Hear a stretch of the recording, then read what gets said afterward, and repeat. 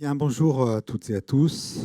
Alors, je veux d'abord vous confier mon émotion à me retrouver aujourd'hui dans cette bibliothèque, pas précisément dans la même salle, car c'est à la BML que j'ai fait ma première communication. C'était il y a 22 ans, 2002, à l'occasion de la deuxième journée d'études Poldoc organisée par Bertrand Calange. Je venais d'intégrer le groupe de recherche scientifique Poldoc et Bertrand Calange m'avait demandé de présenter l'outil fiche domaine.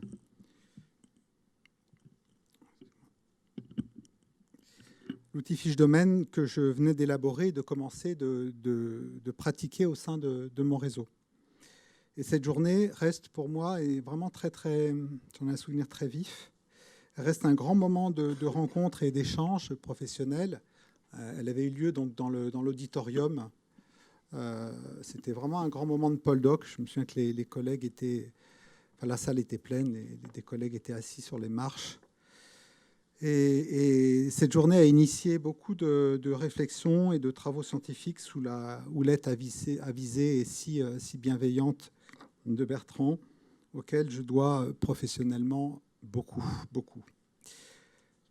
J'aurai l'occasion, durant cette introduction, de me référer à la pensée de Bertrand Calange, mais comme j'ai eu l'occasion de l'exprimer lors d'une récente journée d'études à Marseille à laquelle participait la sénatrice Sylvie Robert, je mesure le contentement qui serait le sien s'il était encore parmi nous en lisant l'article 7 de la loi Robert qui mentionne que les bibliothèques des collectivités territoriales élaborent les orientations générales de leur politique documentaire, qu'elles présentent devant l'organe délibérant de la collectivité territoriale et qu'elles actualisent régulièrement.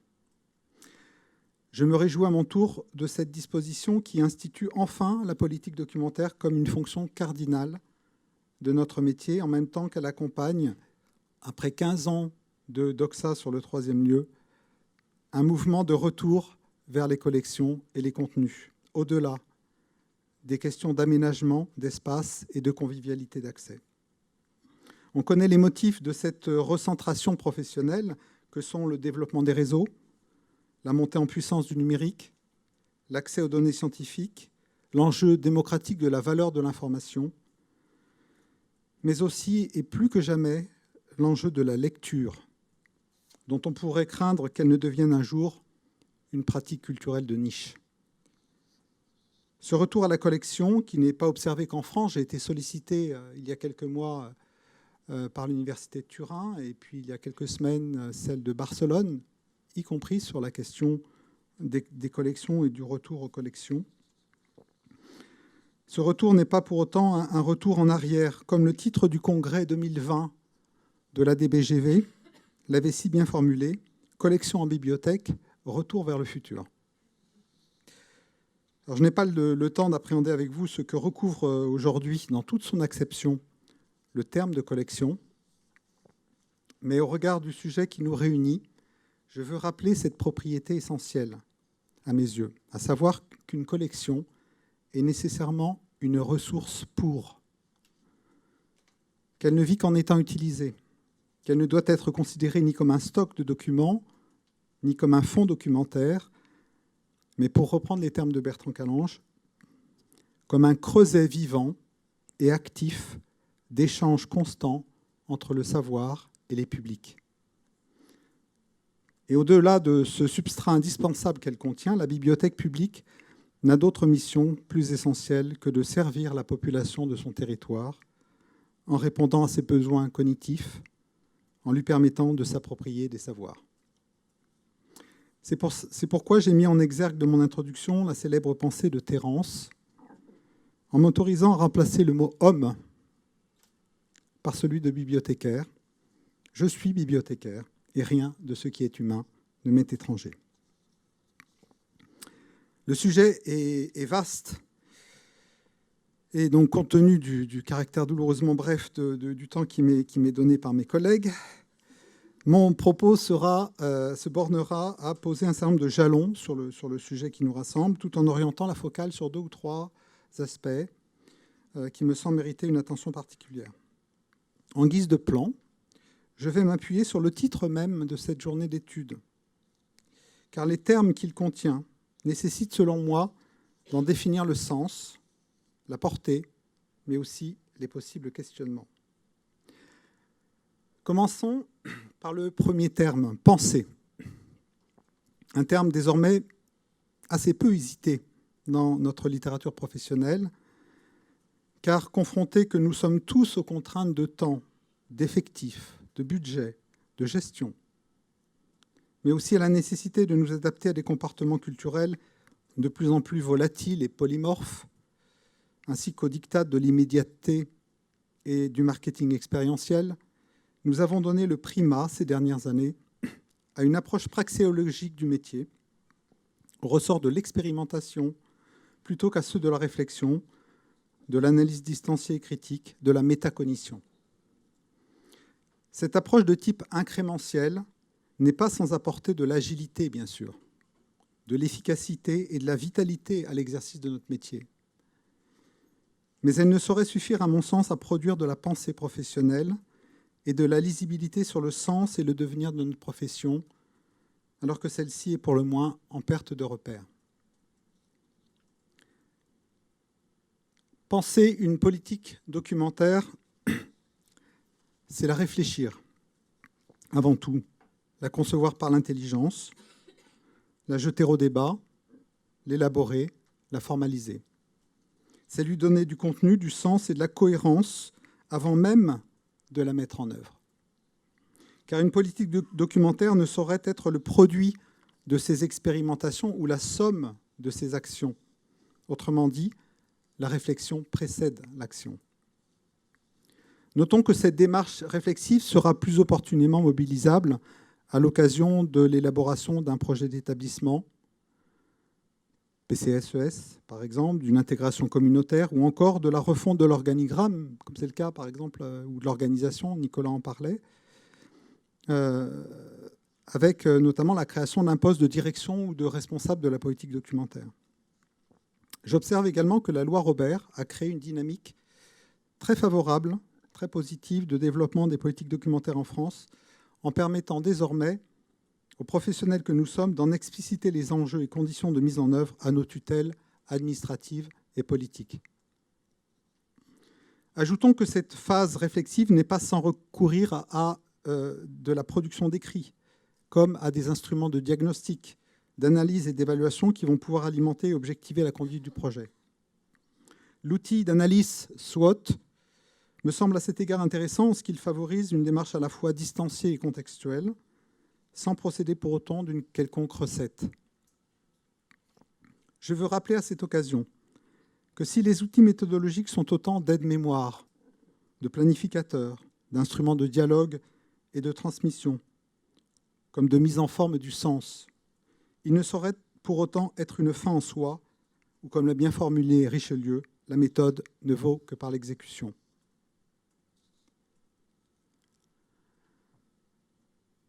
Je poursuis l'examen du titre « Penser une politique documentaire ». Commençons par observer qu'il s'agit ici de penser non pas la politique documentaire, mais une politique documentaire. Et l'emploi de ce déterminant est en effet, si je puis dire, déterminant en ce qu'il signifie qu'il y a autant de politiques documentaires que d'environnement, de contexte à appréhender, contexte fait de réalités sociologiques et culturelles, mais aussi économiques, administratives, topographiques, et ce sans compter les conditions fonctionnelles de chaque établissement en termes de moyens humains, budgétaires, logistiques, organisationnels, en termes de moyens d'espace. Tous ces aspects vont nécessairement influer sur la personnalité de la politique documentaire, tant dans ses conditions d'élaboration que de mise en œuvre. Toute politique documentaire est donc nécessairement relative, unique et singulière. Et c'est là à la fois le produit d'un travail de distanciation critique, par ce mouvement de pensée que j'ai explicité, et l'expression d'une subjectivité assumée, en quelque sorte l'expression d'un point de vue, mais un point de vue au sens où l'entendait Pierre Bourdieu, une vue d'un point. Enfin, si il en est besoin ici, considérons bien la notion de politique documentaire dans sa définition la plus large et la plus dynamique, soit la conception et la mise en œuvre de méthodes et d'outils permettant de répondre aux missions documentaires de l'établissement et aux attentes de sa population. Mes collègues de l'enseignement supérieur auront sans doute une acception plus extensive encore, en considérant la politique documentaire comme l'ensemble des objectifs et processus pilotant la gestion de l'information, incluant non seulement les activités des bibliothèques, mais également la formation des étudiants à la maîtrise de l'information et les flux des ressources documentaires qui irriguent les composants de l'université. J'en viens à la partie qui est au centre des questionnements de cette journée, au plus près des publics. On pourrait déjà avancer que penser une politique documentaire au plus près de ces publics, n'est-ce pas là tout simplement penser une politique documentaire? N'est-ce pas là ce qui la fonde? Mais commençons par interroger le terme « public », employé ici au pluriel, auquel j'aurais personnellement préféré celui de « population », au sens d'une communauté de citoyens, dont les étudiants font également partie, même s'ils constituent un public identifié et relativement homogène, à la différence des usagers desservis par les bibliothèques de lecture publique, soit un public large, hétérogène, soit tous les publics. Mais le S à public est évidemment hautement signifiant, en ce qu'il dit combien nous avons pour mission d'identifier, de reconnaître et de servir des besoins différenciés, lesquels procèdent à la fois d'expressions individuelles et collectives, de personnes et de catégories de personnes. Et cette attention à la diversité des publics et des besoins est, on le sait, toute récente dans l'histoire de notre métier, en France plus particulièrement, qui s'est initialement et très longtemps construite sur une politique de l'offre, avec le postulat fantasmé d'un encyclopédisme exhaustif fondant ses collections. Dans cette projection hors sol, le bibliothécaire a inévitablement développé une offre à la fois subjective, soit le produit individuel de son intime conviction, intuitive et empirique, soit une approche au doigt mouillé, sans support méthodologique ni contractuel. Il est intéressant, à cet égard, d'analyser l'évolution sémantique des sujets posés au concours du métier, depuis le milieu des années 90 jusqu'à nos jours. Le public a pris un S à la fin des années 90, avec notamment la notion de public cible, si chère à Thierry Giappiconi. Puis est apparu le terme d'usager et après lui, ceux de fréquentants, d'utilisateurs, de séjourneurs et autres lecteurs.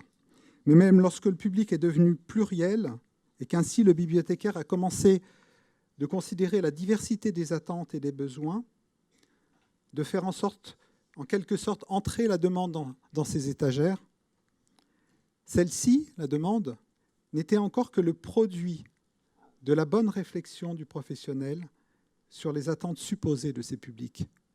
En d'autres termes, une demande projetée. Notons que même aujourd'hui, lorsque la demande est plus réellement appréhendée, elle s'applique généralement par un effet de tropisme aux adhérents actifs de la bibliothèque, majoritairement les emprunteurs, qui ainsi tendent inévitablement à orienter la politique de l'établissement, la politique documentaire de l'établissement. Ajoutons l'effet Pygmalion des bibliothécaires, soit la prédisposition de ceux-ci à mieux servir celui ou celle qui leur ressemble. Bertrand Calange avait à cet égard bien montré dans ses premières études cet effet de miroir dans les collections des bibliothèques publiques, à savoir qu'elles répondaient à la classe moyenne et intellectuelle française, celle des bibliothécaires. Ces réalités n'ont pas totalement disparu des collections et rappellent combien la mise en œuvre d'une politique documentaire doit recourir en amont, mais aussi en cours d'exercice, tant à des outils de diagnostic de territoire que d'évaluation de l'activité documentaire de l'établissement. Dans cet exercice indispensable de mise en contexte, il ne s'agit pas pour autant, en aucun cas, de renoncer à la part de l'offre qui fonde les collections, car celle-ci ne saurait être pensée et gérée, si celle-ci ne saurait être pensée et gérée comme un trésor ou une collection de timbres, elle ne saurait non plus être indexée sur le cours de l'audience médiatique et des suggestions d'achat. Je veux là affirmer ce principe essentiel de toute politique documentaire, à savoir que la collection doit être le produit d'une tension entre l'offre et la demande, et qu'il revient au bibliothécaire de vivre cette tension. Ajoutons que cette tension n'agit pas de manière analogue et uniforme sur tous les domaines de contenu. La demande peut par exemple intéresser 20% de la collection philosophie et 60% de la collection cuisine, ou inversement. Il est encore moins question de chercher un point d'équilibre ou de jonction entre ces deux axes, mais d'être conscient des motifs et facteurs de déséquilibre, lesquels vont pouvoir fluctuer au gré de l'évolution de l'offre éditoriale et des usages des publics. Dans ce travail de confrontation permanente entre une exigence de construction de l'offre,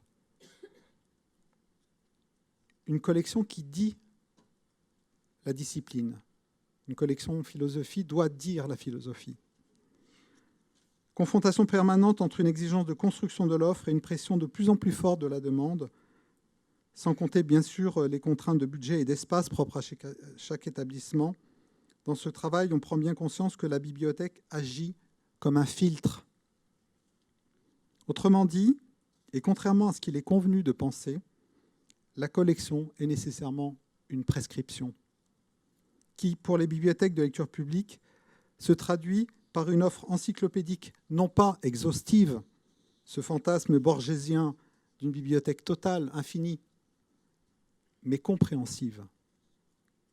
Une offre encyclopédique compréhensive. Compréhensive de son environnement, compréhensive de ses publics. On pourrait parler de bibliothèque localement universelle. L'acte de prescrire ne saurait donc procéder d'une posture individuelle et légitimiste, mais d'un travail méthodique et concerté, d'une démarche d'intersubjectivité raisonnée. J'ajoute que cette prescription ne s'applique pas qu'au choix des documents, mais également à leur agencement dans l'espace. Un agencement qui relie les savoirs entre eux, compose des apparentements originaux, induit des itinéraires, suscite des découvertes. J'insiste là sur l'enjeu du plan de classement, qui n'est pas sans produire du sens pour les usagers. Mais après ces postulats de départ, revenons à la question des publics et à notre capacité à les identifier, à en comprendre les attentes et les besoins. Pour éclairer un peu plus ma réflexion, je me suis employé ces dernières semaines à interroger de très nombreuses personnes autour de moi, pratiquantes ou non pratiquantes des bibliothèques, pour savoir ce qu'elles estiment être en train d'attendre des services d'une bibliothèque. Je vous confesse que j'ai même profité ce dernier week-end d'un temps de plage pour solliciter plusieurs plagistes en maillot de bain, qui étaient ainsi des plus disponibles pour répondre à mon enquête. Vous n'apprendrez sans doute rien de très nouveau dans les réponses apportées par ce micro-sondage, mais elles peuvent nous éclairer, nous donner des enseignements sur les stratégies documentaires mises en œuvre ou à développer pour satisfaire au mieux les attentes des publics. Beaucoup d'attentes ont été exprimées en matière d'accès, sous ses différents aspects. L'accès physique, l'accès distant, l'accès cognitif, l'accès financier.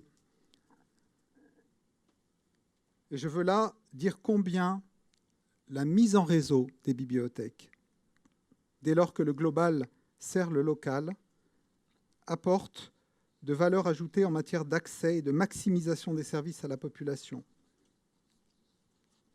Petit focus là sur la question du rapport espace-collection que j'aborde souvent pour les collègues qui m'ont déjà vu en formation. J'aborde souvent qui est la question du rapport espace-collection et du primat qu'on doit donner au confort de consultation, de circulation et de stationnement. Je veux là rappeler à quel point c'est l'espace qui fait la collection, ce n'est pas la collection qui fait l'espace. Je n'ai pas le temps de développer plus ces aspects-là. Je dois même vous avouer que j'ai supprimé 5 diapos hier soir dans ma chambre, parce que je me suis dit qu'Odile allait me faire des yeux ronds. Donc voilà, vous aurez de toute façon évidemment accès à ces éléments d'information. donc qui comprennent à la fois, vous voyez, ce qui m'a été dit par les collègues. Mon petit prompteur ne marche pas. Voilà, je veux trouver des documents pour moi, j'aimerais bénéficier de la gratuité, etc. Là encore, sur la question de la gratuité, je parle peut-être un peu sous le contrôle de Pierre-Yves Cachard, mais j'observe que la mise en réseau est aussi un mouvement vertueux, parce que lorsque des contextes que je connais très très bien en France, des bibliothèques, je sais pas trop, 5 bibliothèques se mettent en réseau, dont 3 qui étaient gratuites ou 2 gratuites, et 2 payantes, eh bien, ça va plutôt dans le sens de la gratuité. Donc là, il y a un mouvement vertueux vers la gratuité, ça me semble évidemment très important.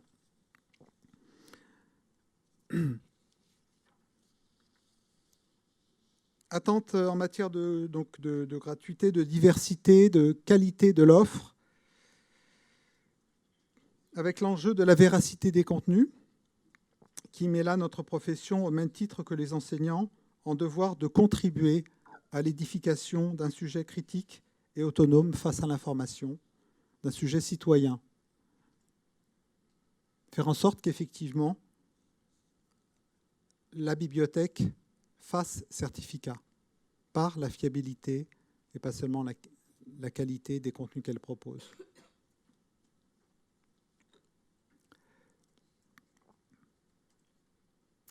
J'aurais aimé développer la question de la spécialisation, mais éventuellement pendant nos échanges. Encore autre attente en termes de performance de nos services, avec le devoir que nous avons de présenter des collections actualisées, avec une attention apportée aux ouvrages à forte audience. Je reviens à la question de la politique de la demande, la pression de la demande, en mettant en place une chaîne de traitement efficace et une politique d'exemplarisation raisonnée. Autre élément important que la question de la médiation différenciée, ne pas oublier que la médiation fait partie de la Poldoc. Mais je parle de la médiation informationnelle, la médiation documentaire, pas de la médiation culturelle. Et je professe qu'il faut qu'une bonne bibliothèque doit mettre en place 3 niveaux de médiation. La médiation que je qualifie de facilitation, c'est-à-dire celle qui fait que vous déléguez aux outils la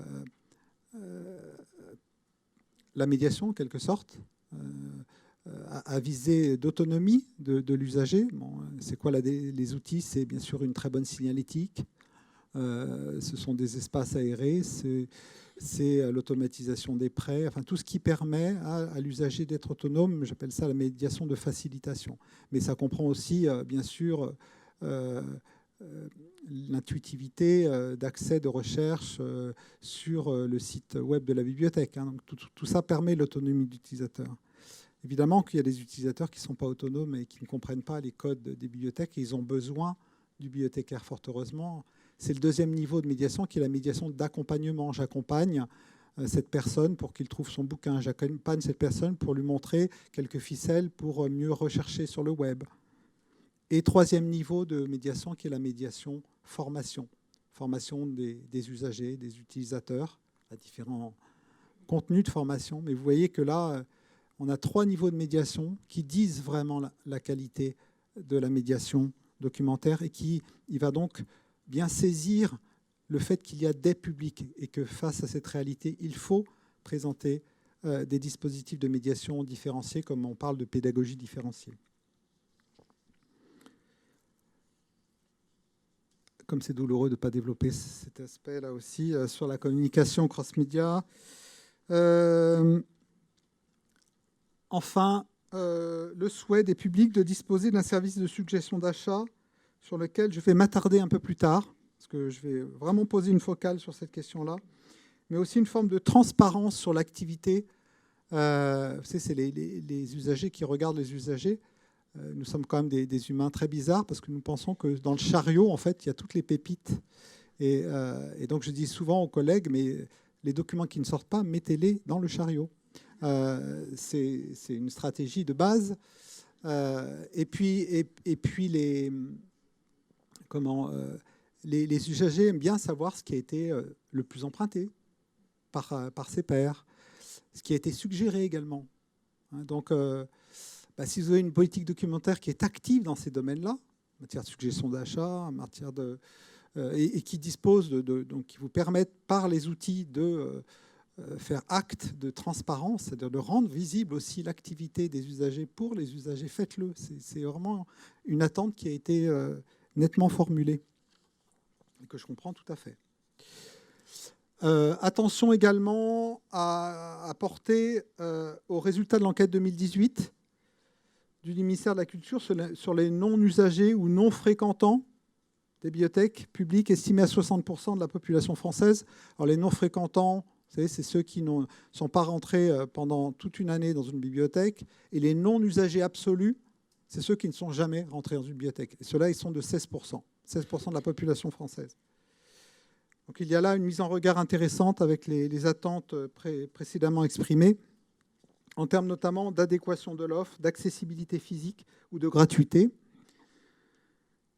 Cette enquête avait également révélé que la méconnaissance des services et de l'offre de la bibliothèque était le principal facteur de non-fréquentation des bibliothèques. Et ça n'est pas sans nous interroger sur nos capacités à rendre visibles nos services et notre offre. Donc la question des stratégies, je dirais, marketing des systèmes d'information et de communication me semble tout à fait importante à considérer. Alors, donc, je vous disais que j'allais ouvrir la focale sur donc les suggestions d'achat, soit un type de service de réponse à la demande, à mes yeux particulièrement vertueux, en ce qu'il engage une relation d'échange plus horizontale entre le bibliothécaire et l'usager, en même temps qu'il maintient le professionnel en position d'arbitre sur les orientations documentaires de la collection dont il assure pendant un temps donné. Si j'ai l'occasion, je parlerai de la question du turnover, sur les responsabilités de domaine, la responsabilité institutionnelle et la charge fonctionnelle. Mais un tel dispositif ne saurait être mis en œuvre sans cet étai indispensable que constitue l'élaboration de chartes documentaires détaillées par domaine de contenu. Une charte BD, une charte vie politique, une charte religion, une charte roman policier, une charte santé, etc. Une charte série télé, qui pourront expliciter de manière fine, la question du niveau de grain de la Poldoc, c'est extrêmement important, de manière fine, les motifs d'inclusion et d'exclusion à un suggérant qui s'estime désormais être en droit d'attendre une réponse rapide et argumentée à sa demande. En l'espèce, nous sommes loin de la demande projetée et informelle précédemment évoquée. Le suggérant s'exprime là en son nom et sa demande est précise, déterminée, sinon injonctive.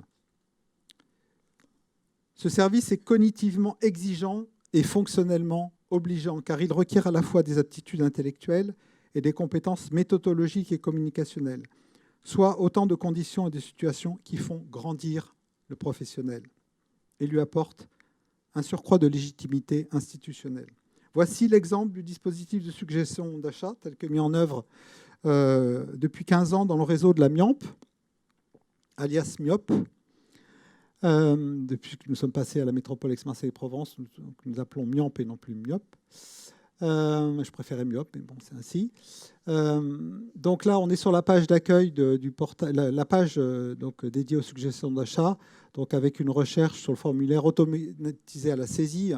Le jour où j'ai pu développer ça dans COA, mes collègues m'ont vraiment accueilli à grands bras, enfin les collègues du traitement du document, parce qu'il y avait beaucoup de documents, enfin une partie des documents qui étaient demandés alors qu'en fait ils étaient au catalogue, c'est-à-dire les personnes, et donc ils devaient à chaque fois répondre à la personne, mais non, ce document est au catalogue. Donc là, vous avez une recherche automatisée à la saisie qui va dire, mais ce document est au catalogue. Voilà. Alors il y a un contrat qualité très important. Donc imaginons, je vois Claire ici, alors imaginons Claire qui fait une suggestion d'achat, et donc on lui répond favorablement. Donc Claire reçoit un email et un SMS qui lui dit votre demande a été acceptée. Et puis le document vit sa vie, il est commandé chez le libraire, il arrive à la bibliothèque, et lorsqu'il arrive au service du traitement du document, Claire reçoit à nouveau un email et un SMS lui disant le document est en cours de traitement catalographique. Le document ensuite est catalogué, équipé, on le passe à la douchette pour faire passer en gros dans les rayons, eh bien, Claire reçoit un message lui disant « Le document vous attend, vous avez une semaine pour venir le chercher ». Voilà. C'est en tout à peu près entre 2000 et 2200 suggestions par an. Donc 75% sont honorées, 25% refusées. Alors, j'ai vraiment voulu ouvrir cette focale. Quelques collègues ici que je connais ont déjà vu ces éléments, mais ça me semble important pour ceux qui ne les connaissent pas. Donc vous avez ici une sorte de combo qui permet au bibliothécaire de cocher la réponse qui va être donnée. C'est parce que le bibliothécaire n'a pas à chaque fois une page blanche, qu'est-ce que je vais répondre à cette demande, surtout si je dis non. Alors, si je dis oui, c'est simple, mais si je dis non, il faut que je motive donc mon non, en quelque sorte. Et donc, j'ai interrogé tous les bibliothécaires et donc on a établi cette petite combo-là de réponses. Et je vais vous donner un exemple ici de courrier qui nous a été transmis il y a longtemps, c'était il y a 15 ans, mais c'est intéressant justement de voir l'évolution, puisque c'était avant qu'on diffuse les chartes documentaires. Nous avons 54 chartes documentaires qui sont diffusées sur le portail. Et donc, ce monsieur avait reçu ce message non conforme. Et donc, vous voyez ici la lettre qu'il m'avait transmise. Et donc, j'avais demandé à une conservatrice en charge du département littérature de l'époque, qui a pris sa retraite depuis, Denise. J'avais dit, Denise, les chartes documentaires sont en cours de finalisation, tu vas lui transmettre, avant même qu'on les publie. Et donc, voilà le retour de ce monsieur après avoir consulté les chartes documentaires.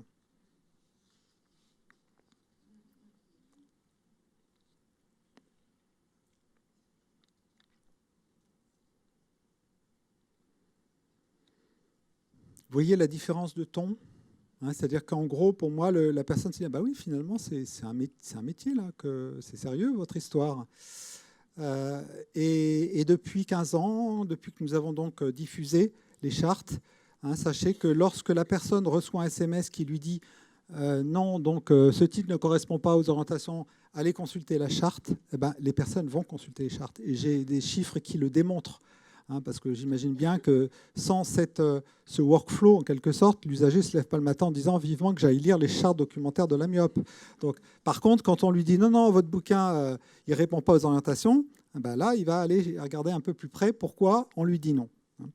Alors justement, à cet égard, sachez qu'il y a toujours des enquiquineurs qui veulent, vous savez, construire leur bibliothèque dans la bibliothèque.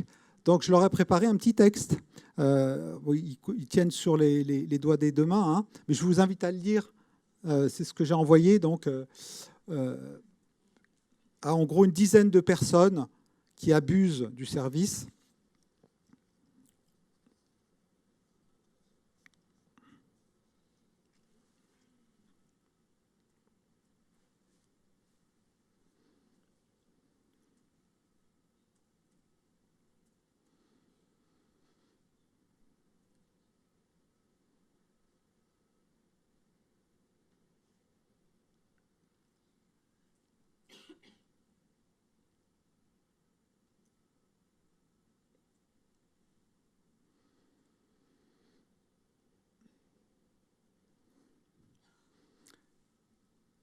Voilà, autre manière à la fois d'être en communication avec l'usager, de considérer l'usager, mais en même temps d'affirmer que la collection elle est plus grande que l'usager, en quelque sorte.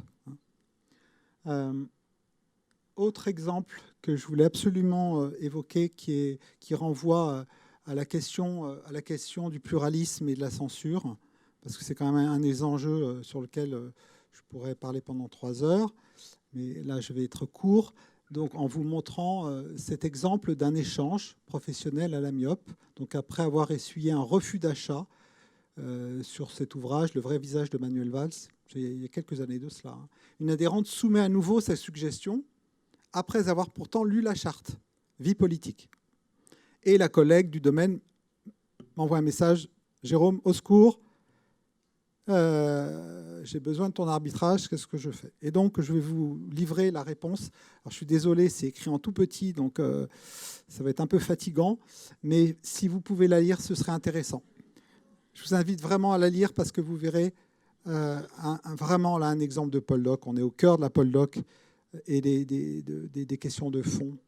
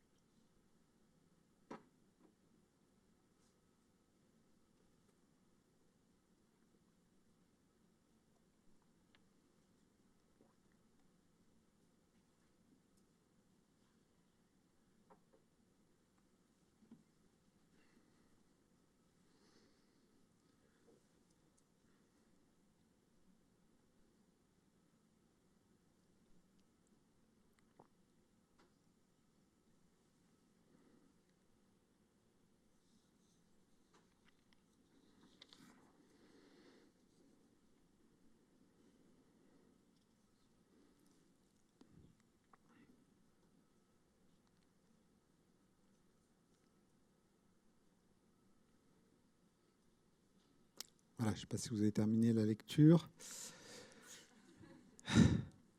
J'en ai d'autres, hein, mais bon.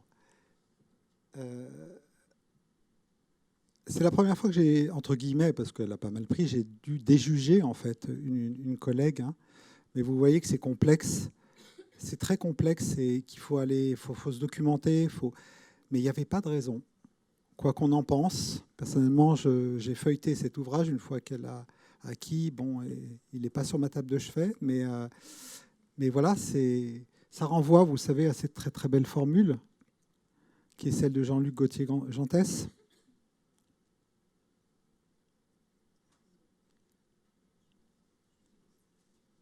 Ça doit être chevillé au corps de tout bibliothécaire.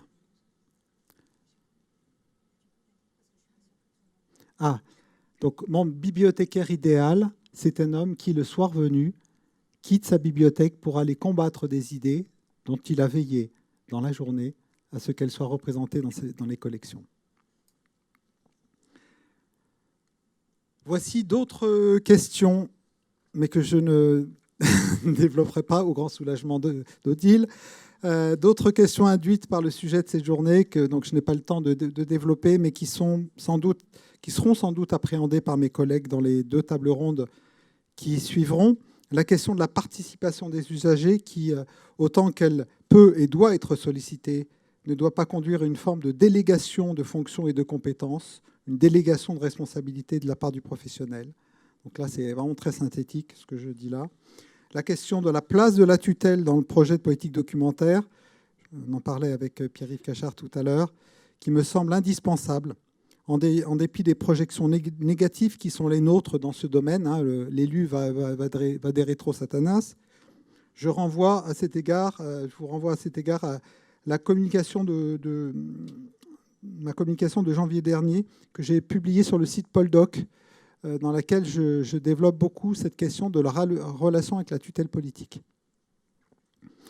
L'enjeu de la bibliothèque inclusive aussi, qui pourrait évidemment se développer toute une journée hein, sur des questions de politique documentaire, donc qui interroge l'universalité des collections dans un cadre y compris de bibliothèque territoriale. Je pose pour ma part en position de principe le fait qu'une bibliothèque doit intégrer sans séparer, sans communautariser les collections et les services.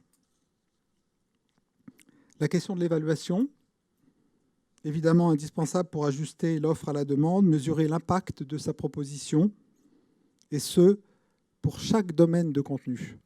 Chaque responsable de domaine de contenu doit développer son environnement spécifique et mesurer l'impact de sa proposition.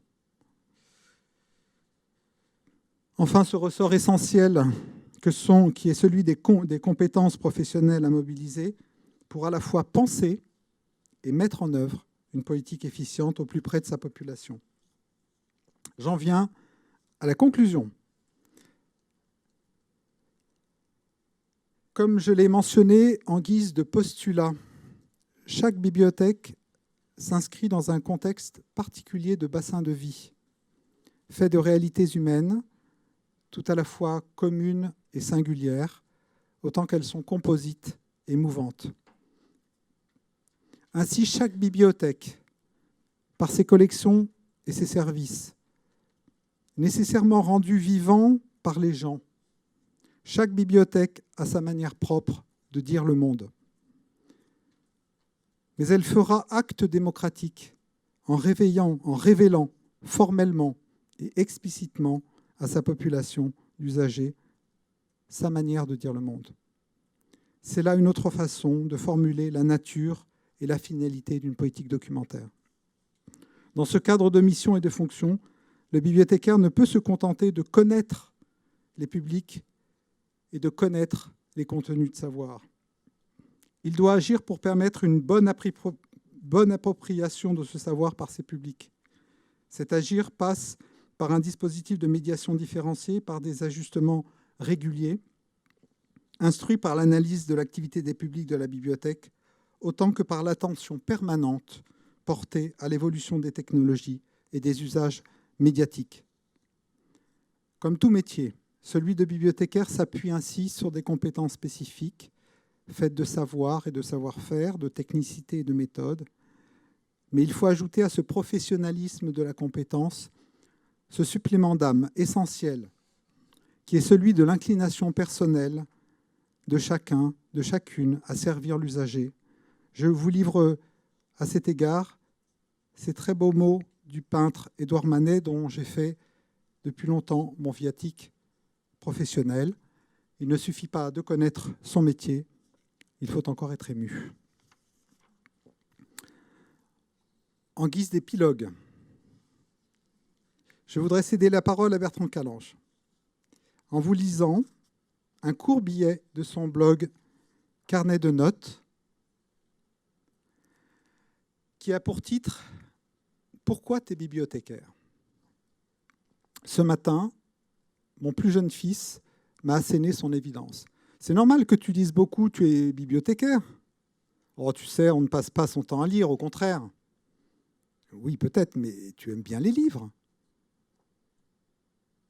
Quand on est bibliothécaire, c'est qu'on aime les livres. À la réflexion, je me rends compte qu'au fond, ce n'est pas par amour des livres que j'aime mon métier.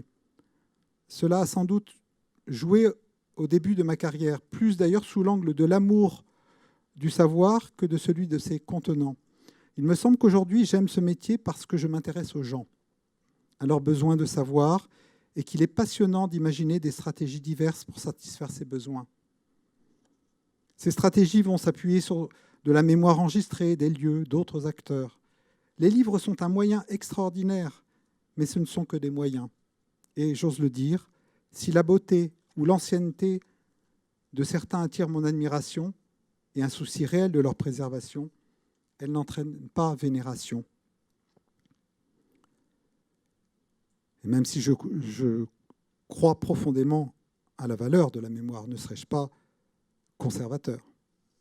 De plus, ayant l'esprit concret, je suis attaché à la territorialité de la bibliothèque. La bibliothèque universelle, très peu pour moi. Je n'ai pas l'esprit assez large pour embrasser l'humanité entière, une ville, un département ou une université, avec une histoire, des tensions, des mouvements, bref, une population. Voilà qui a du sens, qui permet de cadrer l'action. Ce point de vue est personnel, mais c'est celui qui me permet de ressentir une continuité de fonction de ce métier à l'heure des réseaux électroniques, des bibliothèques hybrides, de la diversification des pratiques d'information. Mais quand je lui ai dit à mon fils qu'on pouvait être bibliothécaire sans livre, sa réponse a été définitive. C'est pas possible. Merci à vous.